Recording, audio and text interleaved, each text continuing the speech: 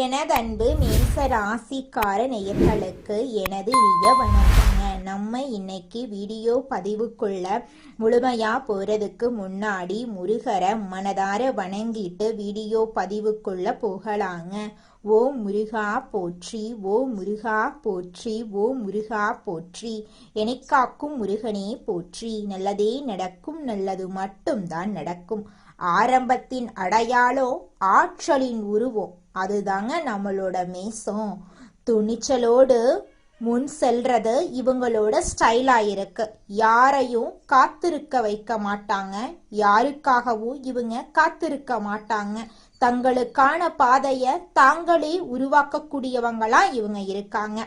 வெற்றி இவங்களுக்கு ஒரு இலக்கல்ல, அது இவங்களுடைய இயல்பா இருக்குங்க.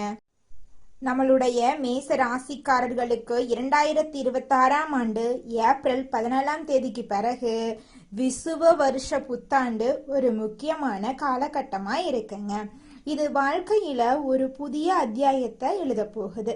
ஏழரை சனியின் தாக்கம், குரு மற்றும் ராகு கேது பயிற்சியால ஏற்படும் மாற்றங்கள், ஒரு பெண்ணின் மூலம் வாழ்க்கையில ஏற்பட போகும் திருப்புமுனை, தொழில் மற்றும் பொருளாதார நிலை, ஆரோக்கியம், ஆன்மீகம் போன்ற பல்வேறு அம்சங்களை பத்தி இந்த வீடியோல நம்ம விரிவா தெரிஞ்சுக்க போறேங்க. 2026ஆம் ஆண்டு ஏப்ரல் 14ஆம் தேதி பிறக்கக்கூடிய விசுவ வருஷ புத்தாண்டு மேச ராசிக்காரர்களுடைய வாழ்க்கையில பெரிய அதிசயத்தை ஏற்படுத்த போகுது. இது ஒரு ரகசிய செய்திங்க. இதுவரை அனுபவித்த கஷ்டங்களுக்கு விடையெல்லாம் கிடைக்க போகுது. கர்ம சக்கரம் ஒரு முக்கியமான புள்ளியை எட்டி இருக்குதுங்க. சனி பகவான் கும்ப ராசியிலிருந்து மீன ராசிக்கு இடம் பெயர்ந்துள்ளார். இதனால மேச ராசிக்கு ஏழரை சனியின் முதல் கட்டமான விரய சனி தொடங்கிருச்சு. சனி பகவான் கர்ம வினைகளுக்கு ஏற்ப பலன்களை அளிப்பாரு. இந்த புத்தாண்டு பிறக்கும் போது சனி பகவான் விரயஸ்தானத்தில் அமர்ந்திருப்பாரு. சனி பயிற்சியின் தொடர்ச்சியாக ஒரு பெண்ணின் மூலமா உங்க வாழ்க்கையில ஒரு பேரின்மை வெளிச்சத்துக்கு வரும். அந்த உண்மை ஆரம்பத்தில் மனதை பிளப்பது போலவே அல்லது கண்ணீரை வரவழிப்பது போலவே இருக்கலாம். ஆனா அந்த வழிதான் உங்களை அடுத்த கட்டத்துக்கு அழைத்து செல்லும் மருந்து அமையும். அந்த பெண் உங்கள் உறவில் இருப்பதாக இருக்கலாம், எதிர்பாராத ஒரு அந்நிய பெண்ணா கூட இருக்கலாம். ஆனால் அவர் சொல்லும் ஒரு வார்த்தை உங்கள் வாழ்வின் திசையவே மாத்திரும். 2026ஆம் ஆண்டு ஜூன் மாதம் 2ஆம் தேதி நிகழவிருக்கும் குரு பயிற்சியின் தாக்கத்தாலும் நீங்கள் எடுக்கும் முயற்சிகள்ல சில மாற்றங்கள் ஏற்படலாம். குரு பகவான் கடகராசிக்கு போறதுனால சுக யோகங்கள் அதிகரிக்கும். இது உங்கள் தாயார் வலியுறவுகளில் மேன்மையை ஏற்படுத்தும். வீடு வாகன யோகங்களையும் கொண்டு வரும். அதே சமயம் முதலீடுகள்ல அதிக கவனம் தேவைப்படும். வெளியூர் பயணங்கள் உங்களுக்கு புதிய வாய்ப்புகளை தரக்கூடுங்க. நீங்கள் ஒருவருக்கு உதவி செய்திருப்பீங்க, ஆனா அதே நபர் உங்களுக்கு தெரியாம உங்களுக்கு எதிராக வேலை செஞ்சிருப்பாங்க. இது உங்களின் பலவீனம் இல்ல, இது சனி பகவான் உங்கள் பொறுமைய சோதிக்க வைத்த கர்ம பரீட்சைங்க. மேச ராசிக்காரர்களின் ஜாதகத்துல 12ஆம் இடம் என்பது விரயஸ்தானம், மோட்சஸ்தானம். நீங்க கடந்த காலங்கள்ல செய்த உழைப்புக்கான பலன்கள் இப்போது சுப விரயங்களாக மாறப்போகுது. ஏழரை சனி என்பது உங்களை பயமுறுத்துவதற்காக அல்லங்க, உங்களை செதுக்குவதற்காகவே வருது. நீங்க மற்றவர்களை முழுமையாக நம்பி ஏமாந்த காலங்கள் இனி உங்களுக்கு விழிப்புணர்வை கொடுக்கும். ஒரு நபர் உங்களை சோதனைக்கு உள்ளாக்குவார், ஆனா அதன் மூலமா உங்க உண்மையான பலம் என்ன அப்படிங்கறது உங்களுக்கு தெரிய வரும். நீங்கள் மௌனமாக துன்பத்தை அனுபவித்த நாட்களுக்கு பலனாக இப்போது உங்களுக்கு மனமுதிர்ச்சி கிடைக்க போகுது. சனி பகவான் உங்களை நிதானமாக செயல்பட வைப்பாருங்க. அந்த நிதானமே உங்க வெற்றிக்கான சூட்சமாயிருக்கும். யாரை நம்பணும், யாரை தவிர்க்கணும் என்ற ஞானம் உங்களுக்குள்ள தானாகவே பிறக்குங்க. இனி என்னால மற்றவர்களுக்காக என்ன அழித்து கொள்ள முடியாது, எனக்குன்னு ஒரு எல்லை வேண்டும் என்ற அந்த ஒரு எண்ணமே உங்கள் வாழ்க்கைய மாற்றும் விதையா மாறிடுங்க.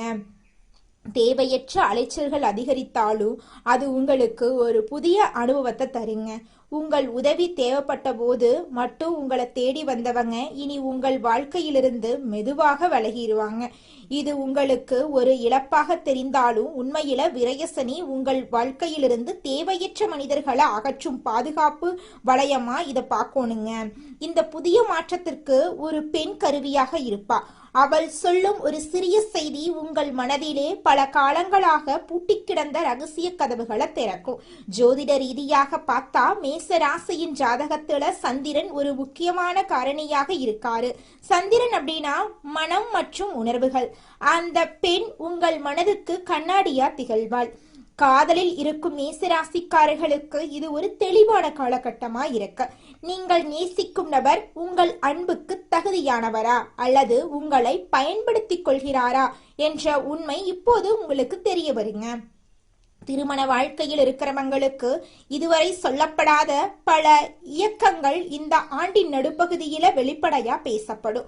கணவன் மனைவி இடையே சிறு கருத்து வேறுபாடுகள் வரலாம். ஆனா ஜூன் மாதத்துல குரு பகவான் 4ஆம் இடத்துக்கு வரும்போது ஏற்படும் ஒரு திறந்த மனதுடனான பேச்சு உங்கள் உறவுல இருக்கக்கூடிய அழுக்குகளை நீக்கவே வருங்க. தொழில் மற்றும் வியாபாரத்தை பொறுத்தவரை மேச ராசிக்காரர்கள் முதலீடுகள்ல மிகவும் கவனமாக இருக்கணும். விரயசனி என்பதால தேவையற்ற செலவுகள் வந்து சேரும். புதிய தொழில்களை தொடங்கும் போது ஒரு முறைக்கு 2 முறை யோசிக்கிறது நல்லது. ஜூன் மாசத்துக்கு பிறகு மறைமுக லாபங்களும் தொழில் ரீதியான முன்னேற்றங்களும் கிடைக்க வாய்ப்பிருக்கு. கூட்டு தொழில இருக்கிறவங்க தங்கள் கூட்டாளிகளுடன் வெளிப்படையான தன்மையை கடைபிடிக்கிறது ரொம்பவும் நல்லதுங்க. பொருளாதார ரீதியாக நீங்க சில நெருக்கமானவர்களை சந்திக்க நேரிடலாம். எதிர்பாராத மருத்துவ செலவுகள் இல்லைன்னா தேவையற்ற பயண செலவுகள் வரலாம். அதனால பணத்தை சேமிக்கிறதுல அதிக ஆர்வம் காட்டணுங்க. யாருக்கும் ஜாமீன் கையெழுத்து போடுவதையோ பெரிய அளவுல கடன் கொடுப்பதையோ முற்றிலுமா நீங்க தவிர்க்கணுங்க. உங்க வாழ்க்கையில ஒளிந்திருக்கும் மறைமுக எதிரிகளை இறைவன் இப்போ உங்கள் கண்ணுக்கு முன்னால நிறுத்துறாருங்க. ஆண்டின் இறுதியில டிசம்பர் 5ஆம் தேதி நிகழப்போகிற ராகு கேது பெயர்ச்சி உங்க வாழ்க்கையில ஒரு மிகப்பெரிய அதிரடி மாற்றத்தை கொண்டு வரும்.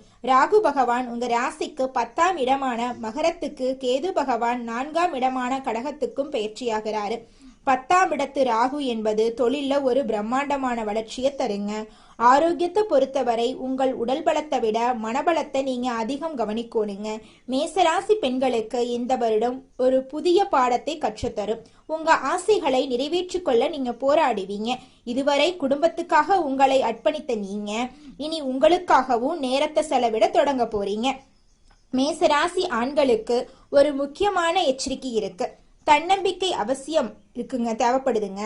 அது புடிவாதமாகவோ தலைகணமாகவோ மாறிடக்கூடாது. உங்களோட தன்னம்பிக்கை மற்றவர்களின் ஆலோசனைகளை கேட்டு செயல்படுறது 7.5 சனி காலத்துல உங்களுக்கு பாதுகாப்பா இருக்கும். அவசரப்பட்டு பெரிய முதலீடுகளை செய்யாதீங்க. தெரிந்தோ தப்பு செய்யறவங்களுக்கு துணை போயிடாதீங்க. உங்க ரகசியங்களை யார்கிட்டையும் முழுமையா பகிர்ந்துராதீங்க. கஷ்டங்கள் வந்தாலும் அதை கண்டு அஞ்சக்கூடாது. நீங்க ஒவ்வொரு கஷ்டமும் உங்களுக்கு ஒரு பெரிய பாடத்தை கற்றுத்தருங்க. உங்கள் நம்பிக்கை தான் உங்கள் ஆயுதம். அந்த ஆயுதம் எப்போதுமே கீழே போடக்கூடாது. சனிக்கிழமைகள்ல ஆஞ்சநேயர் வழிபாடு செய்யறது ரொம்பவும் அவசியங்க. தினமும் உங்க வீட்டுக்கு பக்கத்துல இருக்கக்கூடிய ஆஞ்சநேயர் ஆலயத்துக்கு போயிட்டு ஆஞ்சநேயர் கிட்ட உங்க வாழ்க்கையில இருக்கக்கூடிய நிறை குறைகளை சொல்லிக்கிட்டு வாங்க. கூடிய விரைவில் உங்க வாழ்க்கையில இருக்கக்கூடிய அனைத்து துன்பங்களும் காணல் நீரா கரைஞ்சு போயிரும். உங்களுடைய எண்ணம் போல உங்க வாழ்க்கையில நல்லது மட்டும்தாங்க நடக்கும். கெட்டது அப்படிங்கிற பேச்சுக்கெல்லாம் துளி கூட இடம் கிடையாதுங்க. ஓம் முருகா போற்றி, ஓம் முருகா போற்றி, ஓம் முருகா போற்றி. அடுத்ததாக நம்முடைய மேசம் ராசியில் இருக்கக்கூடிய ஒவ்வொரு நட்சத்திரக்காரர்களுக்கும் இந்த மாதம் எப்படி அமைஞ்சிருக்கு அப்படின்னு தெரிஞ்சுக்கலாங்க. நம்மளோட மேசம் ராசியில் இருக்கக்கூடிய முதலாவது நட்சத்திரம் அஸ்வினி. உங்களுக்கு இந்த மாதம் எப்படி அமைஞ்சிருக்கு அப்படின்னு தெரிஞ்சுக்கலாங்க. இந்த மாதம் உறவினர்கள் வகையில தவிர்க்க முடியாத சுப செலவுகள் நீங்க சுமக்க நேரிடலாம். அதை கண்டு நீங்க அச்சப்படக்கூடாதுங்க. முக்கியமான பயணமும் முக்கிய பிரமுகர்களின் சந்திப்பும் உங்க வாழ்க்கையில இந்த காலகட்டத்துல உண்டாக போகுதுங்க. அந்த சந்திப்பு உங்களோட எதிர்காலத்துக்கு நல்ல ஆசீர்வாதமா இருக்க போகுது. சிலர் கூட்டு முயற்சிகள்ல லாபம் தேடலாம். சிலர் குடும்பத்தினரோடு கூட்டு தொழில் செய்து தொழிலில் லாபம் பார்க்கலாம். உங்களோட குடும்பத்தில் இது நாள் வரைக்கும் தடைபட்ட அனைத்து காரியங்களுமே இனி வரக்கூடிய காலங்களில் தங்கு தடையின்றி இனிதே நடைபெறப் போகுது. உங்கள் கையில் பணப்புழக்கம் அதிக அளவில் இருக்க போகுதுங்க. அடுத்ததாக நம்மளோட மேசம் ராசியில் இருக்கக்கூடிய நட்சத்திரம் பரணி. உங்களுக்கு இந்த மாதம் எப்படி அமைஞ்சிருக்குன்னு பார்க்கலாங்க. இந்த மாதம் ஆரோக்கியம் நல்ல விதமாக இருக்க போகுதுங்க. தொழில், வேலை, உத்தியோகத்தில் வெற்றி ஏற்படும். சேமிப்பு அதிகரிக்குங்க. உங்கள் உழைப்பும் நம்பிக்கையும் உங்களுக்கு முழுமையான பலனையும் திருப்தியையும் தேடித்தரப்போகுது. எதிர்ப்பும் இடையூறும் ஒருபுறம் இருந்தாலும் உங்களின் தன்னம்பிக்கையாலையும் தைரியத்தாலையும் நீங்கள் போராடி வாழ்க்கையில் வெற்றி பெற போறீங்க. உங்கள் வாழ்க்கையில் இது நாள் வரைக்கும் இருந்த அனைத்து பிரச்சனைகளுக்கும் படிப்படியாக தீர்வு கிடைக்க போகுது. உங்களுடைய ஆசைகள் கனவுகள் எல்லாமே நிறைவேற போகுதுங்க. உங்களோட வாழ்க்கையே சொர்க்க வாழ்க்கையாக மாறப்போகுதுங்க. அடுத்ததாக நம்முடைய மேசம் ராசியில் இருக்கக்கூடிய நட்சத்திரம் கார்த்திகை 1ஆம் பாதம். உங்களுக்கு இந்த மாதம் எப்படி அமைஞ்சிருக்குன்னு பார்க்கலாங்க. இந்த மாதம் கடமைகளை காப்பாற்றுவீங்க. பொருளாதாரத்தில் பிரச்சனை இருந்தாலும் உங்களுடைய முயற்சியின் மூலமாக பொருளாதாரத்தில் நல்ல விதமான மாற்றங்கள் வரும். உங்களுடைய குடும்பத்தில் சுபகாரியங்கள் நடக்கும். உங்கள் குடும்பத்தில் இது நாள் வரைக்கும் இருந்த அனைத்து பிரச்சனைகளும் இனி வரக்கூடிய காலங்களில் காணல் நீராக கரைஞ்சு போகுது. உங்களுடைய மனக்கவலைகள் மறைய போகுது. மனசுல ஒரு தெளிவு பிறக்க போகுது. உங்களுடைய உடல்நிலை ஆரோக்கியமாக இருக்க போகுதுங்க. திருமணம் ஆகாதவங்களுக்கு திருமண தடை நீங்கி உங்களுக்கேற்ற சரியான வாழ்க்கை துணையோடு திருமணம் நடக்க போகுதுங்க. நல்லதே நடக்கும். நல்லது மட்டும்தாங்க நடக்கும். கந்த சஷ்டி விரதம் இருந்து முருகனை வணங்குனீங்கன்னு வச்சுக்கங்க, உங்கள் வாழ்க்கையில் இருக்கக்கூடிய அனைத்து பிரச்சனைகளும் குறைஞ்சு போயிடும். வாழ்க்கையில் அமைதி ஏற்படும். மனசில் அமைதி உண்டாகும். இந்த உலகத்தில் யாருங்க கோடீஸ்வரன்? கோடி கோடியா பணம் வச்சிருக்கிறவங்களா, பிடிச்ச உணவுகளை சாப்பிட்றவங்களா, பிடிச்ச உறவுகள் கிட்ட பேசுறவங்களா? இதுல யாருமே கோடீஸ்வரன் கிடையாதுங்க.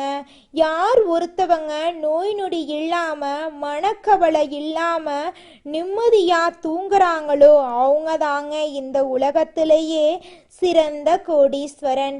அப்பேற்பட்ட கோடீஸ்வரன் ஆகக்கூடிய யோகம் உங்களுக்கு இந்த மாதம் அமைஞ்சிருக்குதுங்க. உங்க வாழ்க்கையில இனி வரக்கூடிய காலங்கள்ல கவலை கண்ணீர் அப்படிங்கிற பேச்சுக்கெல்லாம் துளி கூட இடம் கிடையாதுங்க.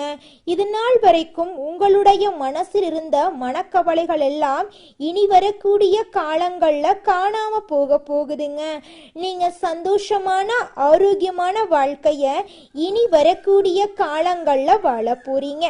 உங்க வாழ்க்கையில சந்தோஷம் நிலைச்சிருக்க போகுதுங்க. எதையும் சமாளிச்சு குறுகிய காலத்துல வாழ்க்கையில முன்னுக்கு வரக்கூடிய திறன் கொண்ட மேசம் ராசிக்கார அன்பர்களே, இந்த மாதம் எதையும் சமாளிக்கும் திறமை உண்டாகும்.